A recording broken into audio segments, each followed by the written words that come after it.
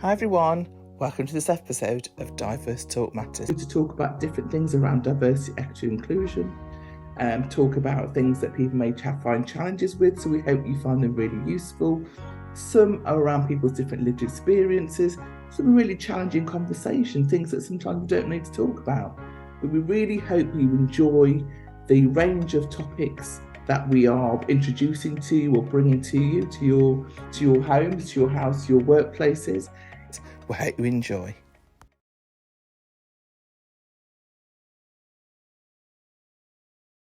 Hi everyone, and welcome to this episode of Diverse Talk Matters. My name's Tash, the founder director of Diverse Matters, and I've got a great guest here, Melanie Allcott, who'll be talking things staying well physically, mentally, and emotionally. Now, Mel, this topic is something that I know well-being, thankfully, has been on a lot of people's mind over the last couple of years. For a lad, it's been raised, but this session is going to be talking about, like I said, whether it's physical, mental, or emotional. But I know you've been doing this work for years. It's not something new to you. So tell us a little bit about your background around well-being and how you started to get into this type of work. Well, hello. Thank you for having me on this podcast. My name is Melanie Allcott, and I run a small business called Rebalance Wellbeing, and I'm a wellbeing coach, a wellbeing training facilitator, and a reflexologist as well. And I've worked in the workplace wellness industry for almost 3 decades now. I can't quite believe it's been that long, but it has.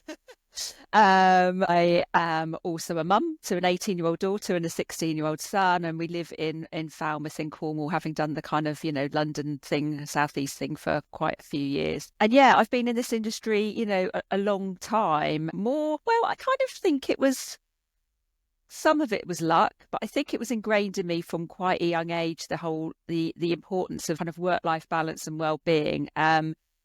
My dad worked for his family business and was building up the business. And so he just worked all hours. He was up early in the morning. He came home late in the evenings. He used to work all Saturday mornings. He'd then get up at 2 o'clock on a Sunday morning and work through to lunchtime on Sundays. So not only did we not see that much of him growing up, but he was permanently knackered, basically, permanently exhausted. And so was asleep a lot of the time when he was at home, poor guy. And I think I must have kind of absorbed that when I was, from a young age, I think. So when it came to me starting out my career in London in the late 90s, I knew that I wanted a career that was, enjoyable and that, was challenging and all that kind of stuff, but also something that didn't compromise my well-being.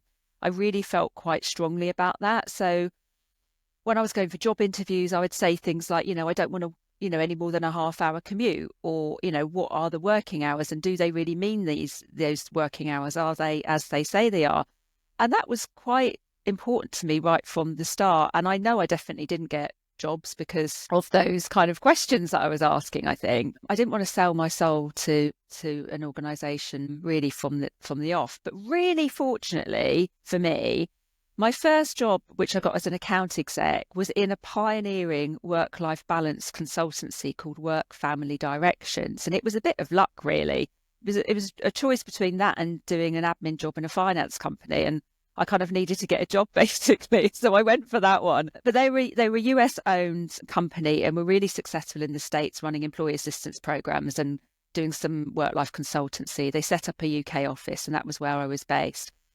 And their main business was providing employee assistance programs, like I said, which back in the day, in the late 90s, was actually a really hard sell. Only the really big organisations were interested, the big banks, the city law firms, big airlines, those sorts of companies.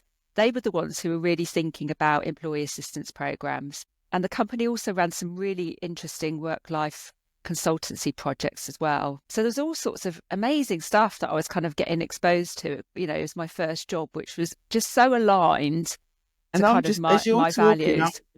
And as you were talking, I thought, wow, back in the 90s to say, I don't want, what is it really what you mean? I want to make sure can I take a break? Because that was probably unheard of back then, or very few people would have the confidence to ask those questions. So fair play, because I think I'd gone in and gone, yeah, that's fine, yes, and just done it. And a lot of people would have done that. I think people are slightly different now, aren't they? But fair play to you for for bringing that into saying that. And do you think that's changed now, that people are more likely to ask those questions now? Yeah, I definitely think so. I think, for all of the, I mean, back in the day, you didn't talk about your personal life. You didn't bring your personal stuff to work. You know, you crawled into work if you had a cold or a flu, didn't you? Nothing's, you were seen to be weak if you showed any chink of any sort of humanity, I think. Or certainly that's how I felt working in London in the late 90s and working with lots of these, big law firms, big city banks.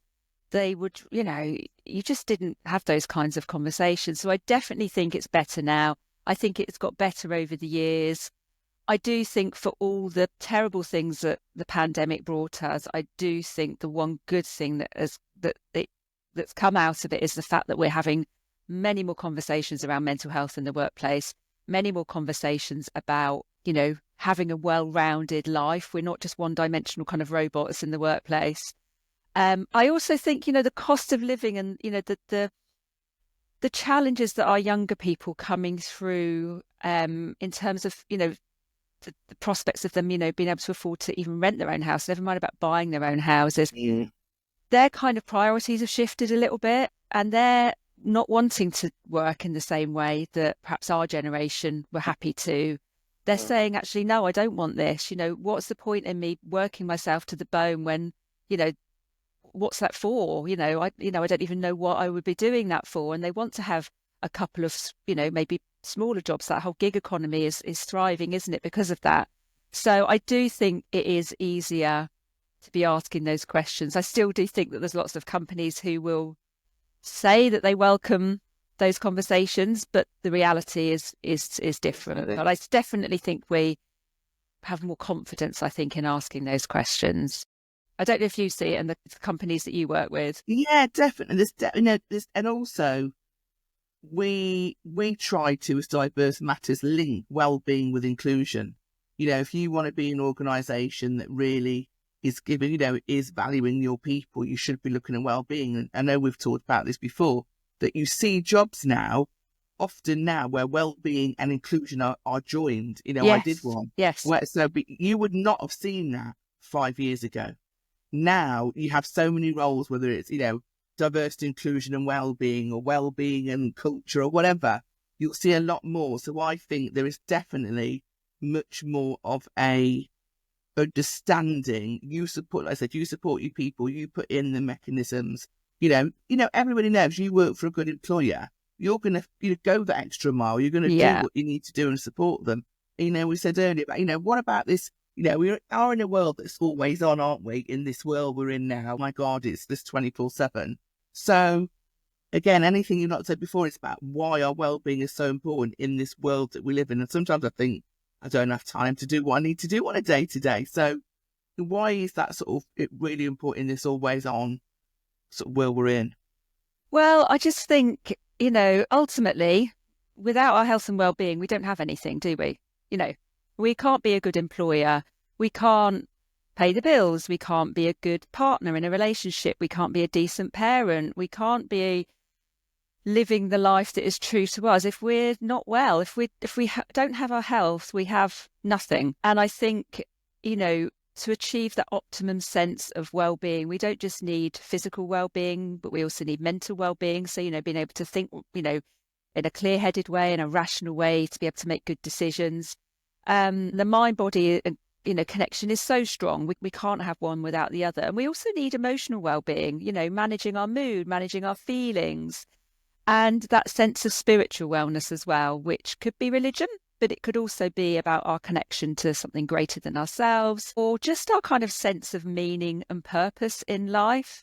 And, evolutionary wise, our bodies are not designed to live in the frenetic, frantic way that we do now. We are totally out of sync with what our bodies and minds need to stay well. I mean, that is just a fact. I got some statistics actually that I thought I would share from an HR software provider called Cypher did a survey earlier on this year. They surveyed a couple of thousand people about the incidence and causes of stress. And they found that 1 in 9 of us feels stressed every single day. Mhm. 1 in 4 of us feel stressed more days a month than they don't feel stressed. So that's, 24%.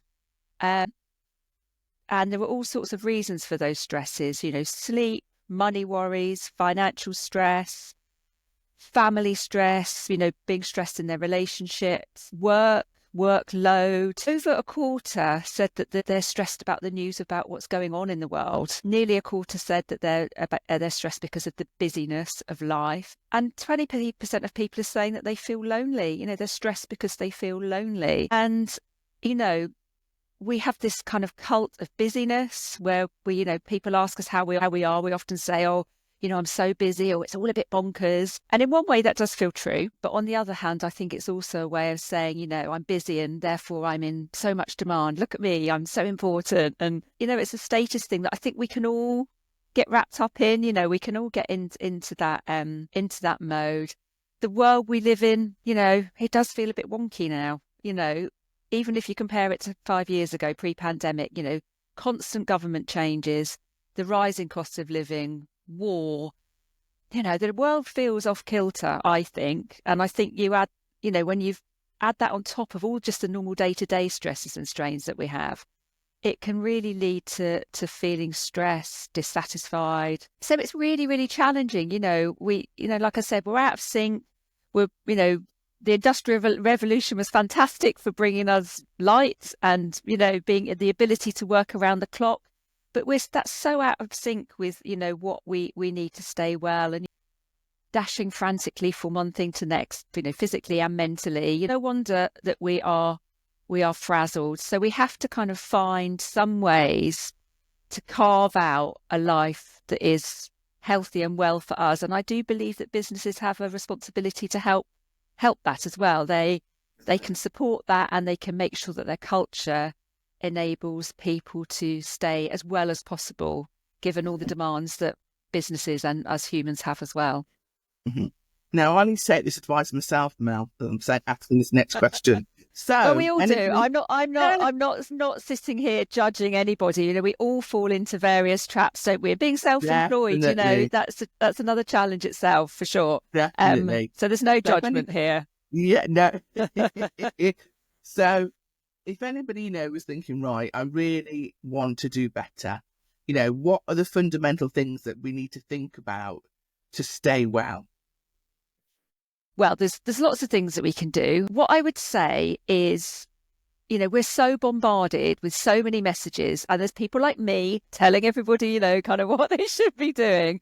Don't think about shoulds, think about coulds. I should have gone out for a run this evening, or I really should, eat that healthy meal at the weekend. We're full of shoulds, and we're always being told what we should be doing. So, think about switching that language a little bit to could. What could I be doing to help me stay well? So it's a little bit about kind of resetting our own internal dialogue, I guess. And also making sure that it's something that works for you. Don't compare yourself to other people. I think that's the most important thing. If your friend goes to a spinning class every night and then enjoys a 15-mile run at the weekend and is, eats amazingly healthy food and doesn't drink and, has that life, great, fantastic, celebrate and support them. That may not be right for you. So don't feel bad if you just like a gentle walk around the block and, that's your wellness activity. So that's what I would say, first of all, make sure it's right for you. And we all live different lifestyles. We have different work patterns. We have different family responsibilities. So just make sure, you're focusing on your needs and not doing it just because of what you think you should be doing, or what other people are doing. I would say really get to know yourself, first of all, connect with yourself. Who are you? What are your values? Are you really doing the things in your life that will help you stay well? Reducing stress is a big one. I know everyone talks about it all the time, but we are so used to busy, stress, that it just becomes the norm, and we can't always recognize when we're stressed because it feels like a constant state that we're in. So that's really important. We shouldn't feel guilty for wanting, downtime. Prioritizing good quality, good quantity of sleep is a fundamental well-being cornerstone. If we don't sleep, we don't heal, we don't repair. We eat that, chocolate bar in the next day because we're tired, or we'll snap at somebody the next day. So nothing good comes from long-term bad sleep, I would say. So make sure that that's a priority. Enjoy a bit of active rest every day. So sleep's really important. Get into the habit. Claudia Hammond wrote a book called The Art of Rest, which is really good. And she talks about prescribing yourself 15 minutes of rest every day. So almost like a doctor would write you a prescription. So, I prescribe myself a nice walk, or I prescribe myself a spot of gardening, or I prescribe myself just sitting down with a cuppa and just stopping. And I think that's a really nice way of thinking about rest. And that is something that's quite, most of the people, even if they were, we're busy, or we don't stop when we should. Even if you started with that one thing of 1 15-minute thing per day, we can all do that. Even if we thought, because you have now like social prescribers and doctors as well now, don't you? So as well as having, I've heard of it, I don't know that much about it, but I know it's around this thing about not just the medical prescription, the social, what you need to do, whether it's exercise, diet, and all those sort of things. So that, again, there's more emphasis on it. But 15 minutes, surely we can all try and at least do that and do that one thing. Yeah. And I think that's the thing. Often we'll think, oh my goodness, I've got so much to overhaul in my life. It just becomes overwhelming and we just kind of go, all right, well, I give up. But actually, just pick one thing. And if that thing is, having that rest, or, just going for that walk, prescribing yourself, we can all do 15 minutes a day. We scroll on our phones for a lot longer than that every day, don't we? But even if you just think, well, I'll start with 5 minutes, if all you can manage is 5 minutes, and then just build up to that. But it's about kind of allowing ourselves that. So kind of prescribing yourself rather than just saying, oh, I'll get around to it. Just think about it as something that you need to do every day. Eating well-balanced, nutritious foods that gives us, energy. We know that that's really, really important. Getting back to the basics of good meals, not worrying about all these faddy diets. I think that puts more pressure on us. Another thing is, regular movement throughout the day. We think, okay, well, I'll sit at my desk for 8 hours a day, but it's okay because I'll go for a run in the evening, and that will kind of, rebalance that sedentary day that I've had. But actually, we know that is not the right approach. So the Mayo Clinic say that, all this sedentary, a day of sedentary sitting day in, day out is as harmful to us as smoking. So we need to be moving throughout the day. So I just say, set yourself an alarm every hour just to get up, have a quick stretch, walk around your room, maybe get yourself a glass of water, and just kind of get your body moving. We need that regular movement throughout the day, as well as those bigger bursts of, Yeah. And that's different. And I need to do that because sometimes on my phone, you'll have stand up, or, you'll have that sort of, stand up's a great app. Yeah. Yeah. And I'm like, Tasha, come on, get it. And they also have an office, don't they? Have to stand up the sitting desk. And then in some offices, they may do where I used to work one time, I think it might have been like 3 or 4 o'clock, one of the floors used to have, right, we're all stopping and we're all working round and getting the body moving and things. And I think it's true, some countries do that really well. We should be a bit better with that. And like we mentioned earlier, in terms of employees and businesses have, done a lot more in terms of benefits regarding wellbeing. So they might have an, employee assistance program, give you a discount on a gym membership, or give you a calmer headspace, free lunches, whatever. Well, depending on what sector you work in, I know that wouldn't happen in all sectors because austerity and all that. But what do you think of all these approaches that these businesses have put in place? I think they're great. I think these initiatives are really, really positive. They do make a difference to how people experience their jobs, how motivated they are, the regard they have for their employees. It definitely attracts people to jobs when you see all these lovely things that are in place. They do make a difference. I think they are fantastic. And when we look at what was offered 20 years ago, it's hugely different, and I think it's really positive, like I say. But I do think it is important also to remember that perks aren't the same as culture. So offering lots of wellbeing perks is fantastic, but it's not the same as a culture that genuinely supports wellbeing and has wellbeing running through the centre, almost like a kind of stick of rock running through absolutely everything that they do. So I will do, wellbeing workshops with organisations, but people will say, oh, this is all great. All these tips and ideas are fantastic, but I'm expected to answer my phone in the evenings and at weekends, and I'm expected to be available when I'm on vacation. And, there's obviously a misalignment there. So, if you're just paying lip service and just bunging all these things in so that people think, oh, that's great, it's a great place to work, but you're setting people unrealistic workloads or deadlines if you're asking people to regularly work over their contracted hours, if people don't feel able to take lunch breaks, if they're stacked with back-to-back meetings and have no time to, think or plan anything, if people aren't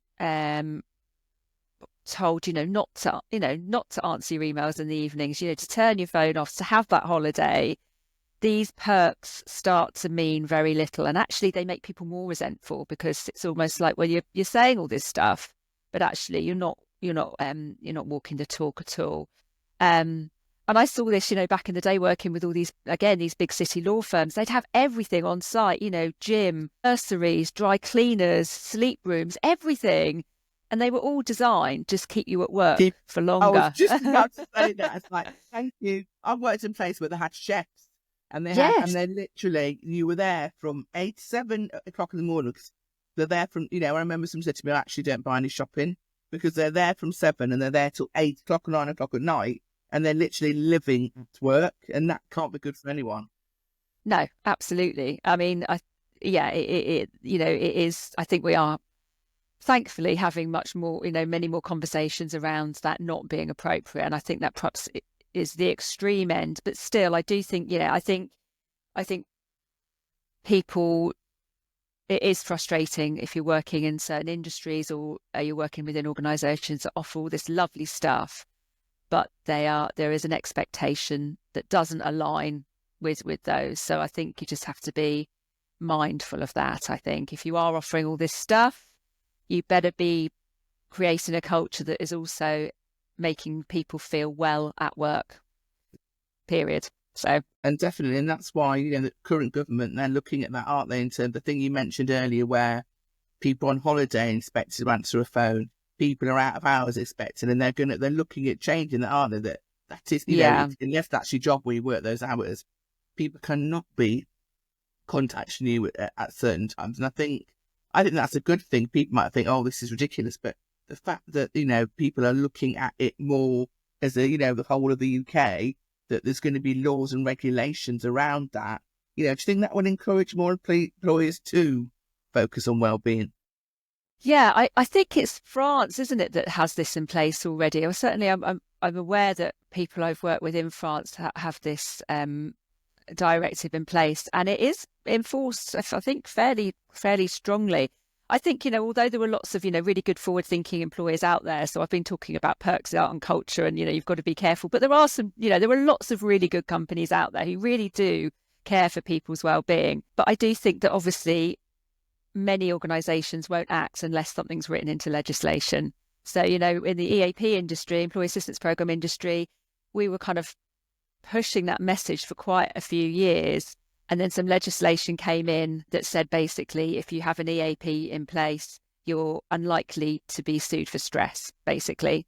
And the floodgates opened, and suddenly everyone was buying employee assistance programs. I do think it would be lovely to think that all organisations would do this just because they want to. But I think legislation, is a good thing. I do think it will encourage, even if it's forced encouragement, I think it's a good thing, like you say. And you mentioned culture, and we do a lot about culture, so the sort of crossover really in terms of building that culture of, healthy environments, inclusive cultures. So, what can organisations do, in your view, to create that inclusive culture so it's the heart of what it does, truly does, rather than a tick box, as we both see in our areas of work? Yeah, I think it's, people want to enjoy their work, don't they? They want to enjoy their work. They want clear roles. They want interesting work. They want control over what they do. They want to be rewarded appropriately. They want change communicated well. They want to be treated fairly within a diverse workforce. They want positive relationships. They want work-life balance. Ultimately, they want to feel psychologically safe and be able to bring them true selves to work, enjoy it, and then have time off as well. So, you know, fostering all of that is really important through, you know, making sure that, you know, people are, you know what they're doing, that managers are leading in the right way, that policies support all of these things. But I think it's really important to listen to employees, you know, and ask them what they want. Don't assume anything. You know, they may think that they want all these fancy schemes and gym membership and all of that stuff, but they may actually want to work a 4-day week. They may be struggling with unrealistic goals. You don't know until you ask. So I know most organisations will do an annual, you know, survey, but, you know, really drill down on that, really ask people what it is that they want and what the barriers are in place for them achieving that. So first of all, ask, don't make any assumptions. Like I said, have policies in place that truly support employee well-being so that there's a framework for people to follow, to use when it's needed, and to refer to if there are any things in place. So, you know, policies around stress management, workload, you know, hours, location, flexible working, all of that good stuff. But things like, you know, carers policies, you know, thinking about unlimited annual leave, that's something that, you know, more organisations are talking about. Menopause, andropause policies, bereavement policies that actually reflect modern life and modern relationships, you know, so not just, you know, you get X amount of time off if your partner dies, but, you know, what happens, you know, who are we to judge who's close to somebody in their life? You know, some companies are offering, you know, pet care policies, days off for volunteering, a day off on your birthday. You know, these are all good things that, but, you know, speak to people about what they want and really kind of match that to what people are telling you. And have people within the organisation who really believe in this stuff and who can really champion it. I think that's really important as well. Reps that people can go to if they're challenging, you know, feeling challenged with anything. And these wellbeing champions who can really fly the flag for why this stuff is so important. That's really, really key, I think, to making sure that it filters through everything. So it impacts the way we organise meetings, the way we allocate workloads, the way we feed information back up and down the organisation. So I think that's, you know, really, really key as well. And I think people need to start. I mean, a lot of things you've said, I was like, yeah, because that's what we tell our clients, you know, all the things is completely changed, you know, in terms of what supports so many people now. There's more recognition for parents, for carers, whoever, you know, whether it's children, whether it's parents, whoever it may, family, you know, what are we doing? Some people, you know, have, you know, network groups, for example. And I remember when I used to oversee network groups about whether it's family or other things. And, you know, people would say, they've literally had a full day before they've even come into work, you know, and yes, they need to work and they should be doing their job. But if they're in a supportive environment, you know, even better for them. And I've had, you know, heard some interesting stories. And it needs to start from the beginning, doesn't it? It needs to start from when you join. That we always say to people, what do you tell people when they start? Do they know where to get the support? Do they know if they need help? Do you keep reiterating that? Because you know what it's like in an induction. There's so much information overload. Yes, yeah. Like, oh my God, do you remember it all? No. So what are you doing in terms of letting people know, you know, if they're not well, what to do, how they can get support on a regular. So all those things, I think, all you've mentioned are all brilliant. But I think with those, the communications about it need to be really ongoing so that people know, okay, I need that. Because sadly, people do, I don't like the term really suffering silence, but you know what I mean? People will be maybe having difficulties. And because if their line manager's not raising it or the company's not raising it regularly, they think I have to stay quiet about this and I can't say anything. So it's about that, you know, ongoing comms should be working with wellbeing, with D&I regularly and managers. And in terms of managers, I always say this when I talk about line managers, and there's lots of brilliant line managers, don't get me wrong. But a lot of people become managers and people managers because they're great at a skill and whatever the function there is. And I'm surprised, and I don't know why I still continue surprised, but I go, oh, what training and what support have the managers had so they can support their teams more effectively? So if anybody's a manager here or a team leader, you know, what could they do? You know, what could they do within their role to make sure that they're supporting their team members? Well, there's so much that you can do that, and like you say, it can be tricky if you've just been promoted and you kind of haven't managed people before, or, that's not your natural skill set, but there's still loads you can do. I'd say the same advice again. Ask your team what they need. What is it they want? What is missing? And ask on a regular basis, because things change all the time, don't they? We're not nothing's static. Nothing stays the same forever.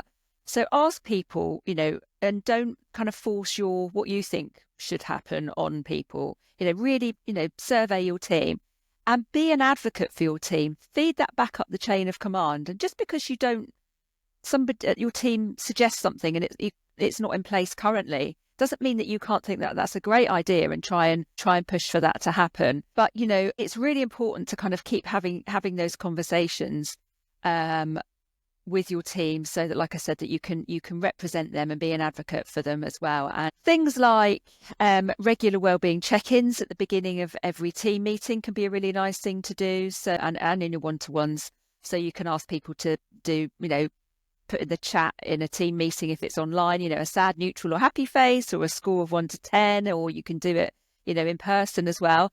That kind of having wellbeing always on the agenda, I think, sends a message to everybody that is really important, and that it is meaningful to you, and you are interested and you care. And I think, having that, sets the tone. Opportunities for fun and team building. I know it's more difficult now. We're all kind of working all over the place. But, again, ask people what they want. Monthly quiz sessions, Friday fun, get-togethers, whatever. Make sure there's opportunities for some fun stuff as well as just all the work. Respect breaks and the stresses and strains of getting to and from work. So I would say, don't book meetings first thing or last thing in the day. Try not to book them over lunchtime. And I know people say, oh, well, I work for a global company, so we've got to do all this. Don't expect everybody in that case to be at every single meeting. Record meetings and send them the file afterwards so people can rotate, so they're not always having to work over lunchtimes all the time just to kind of accommodate different time zones. Do things like encourage people to set an alarm every hour to get up and have a stretch and walk around their desk. Encourage everybody to always take a lunch break. I'm quite militant, I guess, about promoting that message. We all need a break in the middle of the day. We all need that break. It is so important not to just kind of eat al desco and plough through the rest of the day. So encourage people to take their lunch breaks. Think about walk and talk meetings outdoors to get people outside. Jump on any wellbeing initiatives that you can. So if there's anything in the organisation, National Stress Awareness Day initiatives, company wellbeing days, promotion of wellbeing policies. Don't just see them plop in your inbox and go, oh, great, wonderful. Get that out there. Talk about it. Ask somebody in your team who's really onto wellbeing, or has, is a massage therapist on the side, or, who's got any of those skills. Ask them to kind of work with you to support people's well-being and talk about well-being. There might be somebody in your team who can do a breathing exercise at the start of every meeting or something like that. Just, tap into the skills and resources you have. Promote the expertise that's available, for people, the resources that are available, the EAP, occupational health, mental health first aiders, wellbeing champions, all of that kind of stuff. But what I would say is to remember people before performance. So I do lots of leadership training around wellbeing, and I think the thing to remember really is that it has to be people before performance every single time. If an employee has a performance issue, missed deadlines, turning up late, maybe a skills gap, there will usually be something going on for them, maybe at work or at home, for this to be happening. And they're likely going to be feeling quite stressed before they think that their manager's even going to be having a conversation. So if you as a manager go straight into a conversation with them and focus on what they're not doing or what they're lacking in some way, and you don't show any compassion, you don't show any care for them, that is going to land badly. So first ask that person how they're doing. Is everything okay? You could say something like, I've noticed that you've not been yourself lately. You're far more likely to develop a positive relationship with them and address any issues constructively than if you just go straight in on, why aren't you performing? So I think that's really important. And then finally, walk the talk and remember to look after yourself as well. You act as a role model for other people. So if you're telling people to have a good work-life balance, but you take all your all the calls from work when you're on holiday, or if you're encouraging people to have their lunch breaks, but you're wolfing down a Nando's, while you're still bashing out your emails, you're not sending the right message, and it's not good for you either. So really try and walk the talk for your own well-being, but also to encourage other people to look after their well-being as well. We said, God, Mel, we said so many things there. And I think, I remember in COVID, dare I mention that word? I keep thinking one podcast, I might not mention it. I remember how much managers did around well-being. I remember everybody was doing morning check-ins. There was so much, the games, the fun. There was so much activity because it was such a strange time, as we know. But well-being was such a priority at that point. I can't tell you enough about how many organisations were like, no, we need to check everybody's okay. We need to and it's sadly, all those things you're mentioning, if people didn't, if people kept some of those support processes and initiatives in place, wouldn't it be brilliant? Because it is. And sadly, we got back to, quickly, I know people are working more hybrid now than before, but people have got back into our old habits. So we need to get all those things you were saying. I was like, gosh, a lot of that happened then, because people were like, right, we need to make sure. And then you also said about it's so important when managers ask that question, how are you doing? I mean, and then you do the same as us.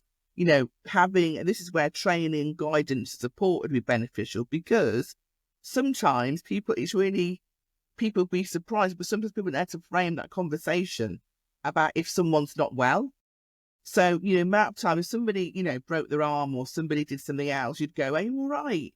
But people are sometimes fearful to ask that question if they think somebody might be not being well due to their stress or mental health or whatever. And I think, like you said it exactly how I would, is everything all right? I noticed that, always related to what you can see. I notice you're not, reaching deadlines, you're coming in late. That's not like you. And I think sometimes even if sort of employers implemented some sort of real good training and leadership and management programs to give people those tools, because some people just need the confidence to do that. They've definitely got it in already, but just in that confidence to go, okay, and I'm going to be backed up if I do it this way as well. Sometimes people have that confidence of backing up, don't they? And you mentioned about managers, and I remember you coming and doing a wonderful session around mindfulness. And even that, said about the 5 minutes, and I still use that sometimes, said about the 5 minutes. No, I do. Because even less than 5 minutes, if you do breathing and you take time out, that is so helpful. So I definitely learned that from you there. But what about anything else individual employees can do? You're in the workplace. What else can you do to stay well that we haven't said so far? Well, I would say, as individual employees, know what you want. If you really think about what you need to stay happy, healthy, well, productive, and think about the good way to do that is to think about how you feel when you feel well. What does your life look like? How's your work-life balance? How when I have good sleep, when I do look after what I eat, when I'm feel supported at work, what does that look like? And then if that's not happening, that you might need to make some changes. Understand how stress manifests itself in your body as well. So when you then know when you might need to take the pressure off a bit. So, do you get a niggly headache? Do you get stomach grumbles? I get my tinnitus kicks in when I'm feeling stressed. So that's like a nice signal for me to go, okay, right, I just need to just put the brakes on a little bit and slow down. Then, if really address that stress, that might mean some difficult conversations with people at home, at work, with yourself, maybe about, gosh, I've been doing this for years and actually this is no longer serving me. I really do need to make some changes because this stress is really, impacting me. So really get to know yourself, I would say. Take advantage of all the policies and programs available to you at work, and there will be, in any company, some that are going to be helpful for you. But like you said, EAP, gym memberships, fitness days, workshops, just take advantage of all this stuff. That is one of the joys and benefits of being an employee, is that you can get a lot of this stuff for free, so take advantage of it. And speak up if any aspect of your work or your workload is impacting your well-being. It doesn't matter if other people seem to be coping just fine.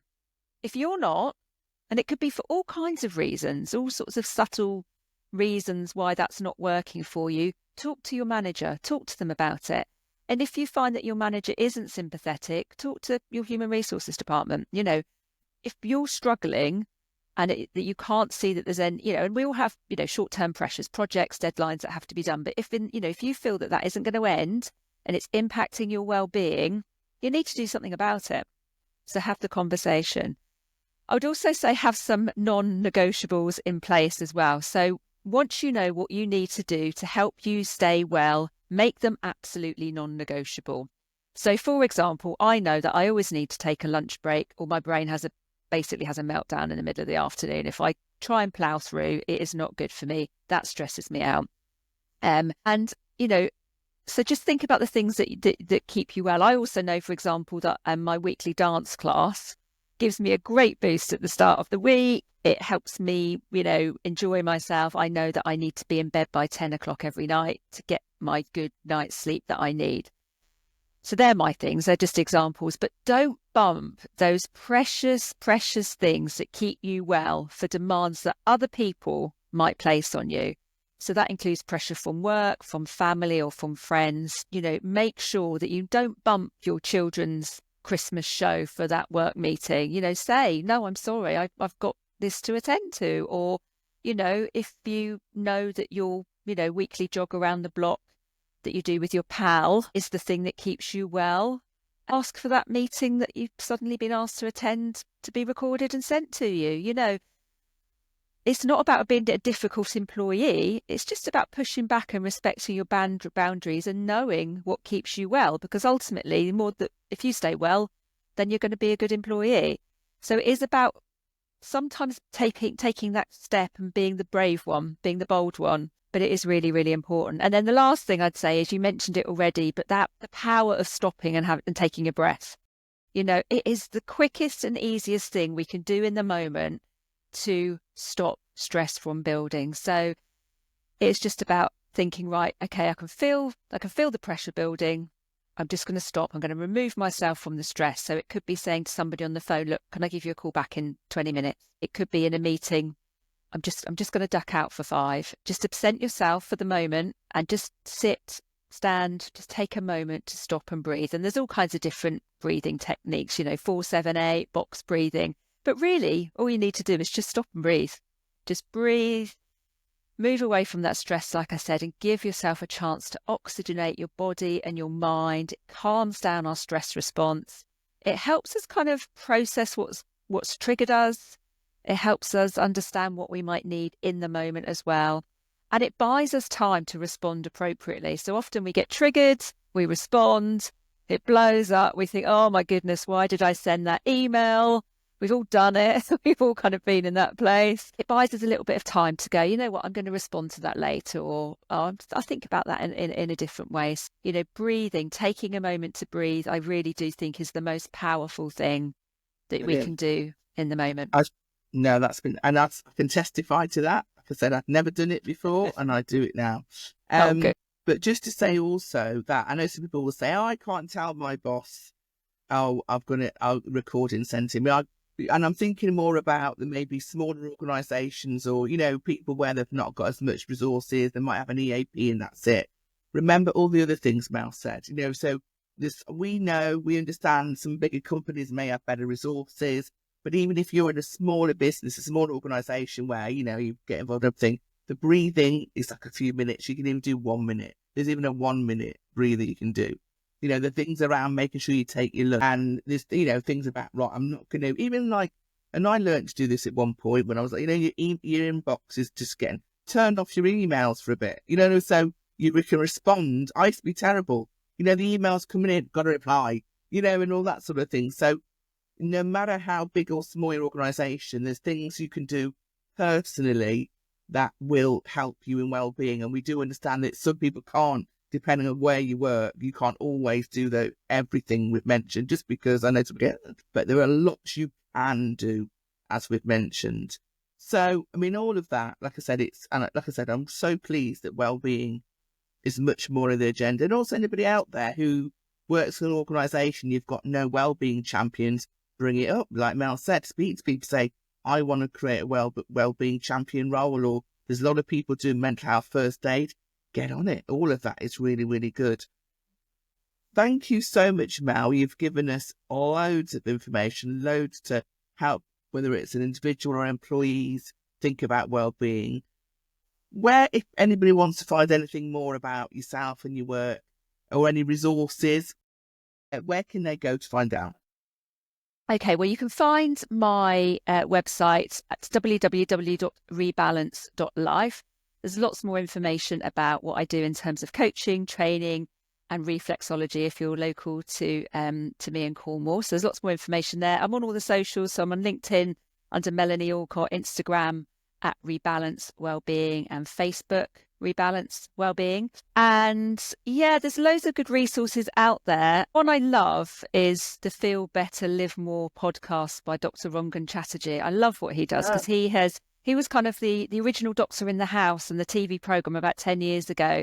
And he's really kind of dedicated this part of his career really to lifestyle medicine. I love what he does. He does long form podcasts. So they're like 2.5 hour podcasts, but he gets some fascinating guests in on all aspects of health and well-being. He's done a range of really good, accessible books about, what you can do in a busy life to kind of add more exercise into your life, or to try and focus on sleep, or, to improve your sense of overall well-being in the workplace, kind of micro moments of well-being, bite-sized stuff. So it's all really realistic and practical. So I think his stuff is great as well. So check that out if you fancy it.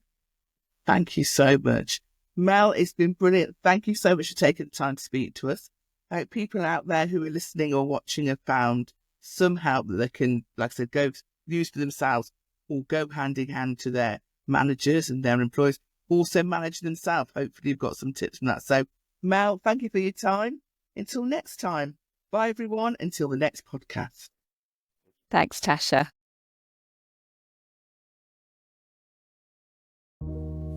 Thank you so much for tuning into the podcast. Please do spread the word about our channel and tune in for our next episode.